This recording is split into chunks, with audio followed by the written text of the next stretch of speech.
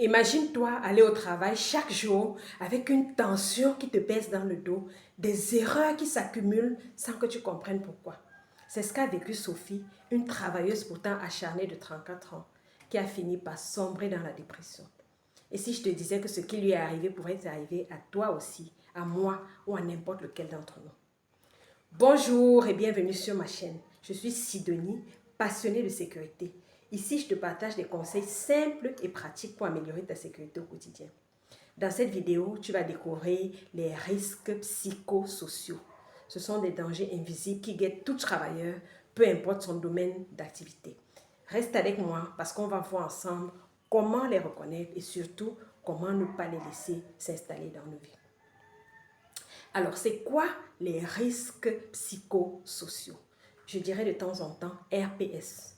Ce sont ces situations de travail qui, sans qu'on s'en aperçoive, peuvent nuire à notre bien-être mental et physique. Ça peut être quoi? Des tensions au sein d'une équipe, une surcharge de travail, le manque de soutien, le manque de reconnaissance, les harcèlements de tout genre, l'ambiguïté des rôles, etc. Ces facteurs de stress peuvent être présents dans tous les secteurs, que tu sois assis derrière un bureau ou sur un chantier. Sophie, dont nous avons parlé au début, a été accablée par le poids du travail au vu et au su de ses collègues. On l'a traitée de tous les noms. On l'a traitée de tous les noms. On l'a vue stressée chaque jour et de plus en plus stressée, de moins en moins concentrée. Puis un jour, elle a commis l'erreur irréparable et sa descente aux enfers a commencé. Les RPS peuvent aussi entraîner des douleurs physiques et des problèmes de santé réels. Le stress augmente les risques d'accident. Le harcèlement, lui, peut affecter la santé mentale. Alors, comment savoir si on est touché par les RPS? Voici quelques signaux d'alerte.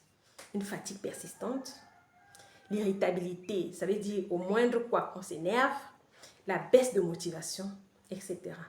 Parfois, c'est beaucoup plus subtil, comme ce stress constant qui monte dès qu'on pense au travail. Parfois, on a comme des palpitations dès qu'on pense au travail.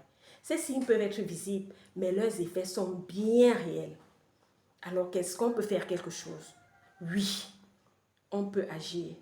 Prends des pauses régulières. Gère tes priorités. Tu ne peux pas tout faire à la fois. Délègue lorsque c'est possible. Demande de l'aide. Confie-toi à quelqu'un de confiance. Fais du sport. Apprends à dire non lorsque les demandes sont excessives et respecte tes propres limites. Prends le temps de te détendre. Essaie de trouver un équilibre entre vie professionnelle et vie familiale. Lorsque tu es en famille, autant que faire se peut, essaie d'oublier le travail. Ça peut t'aider à gérer ces risques. Faisons d'ailleurs un exercice simple qui pourrait t'aider. Prends une grande inspiration. Relâche. Inspiration. Relâche. Ce geste simple peut t'aider déjà à relâcher la pression lorsque le stress est grand.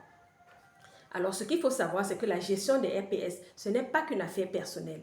Employeurs et travailleurs ont chacun son rôle à jouer. L'employeur doit créer un environnement de travail sain et les travailleurs doivent exprimer leurs besoins et poser leurs limites. Ce n'est pas du luxe, c'est un problème de santé réel. Si toi aussi tu penses que les RPS doivent être combattus, écris dans les commentaires non au RPS. Et surtout, pense à cliquer sur le petit pouce pour liker cette vidéo et à t'abonner pour ne pas manquer les prochains conseils. Prends soin de toi et à très bientôt.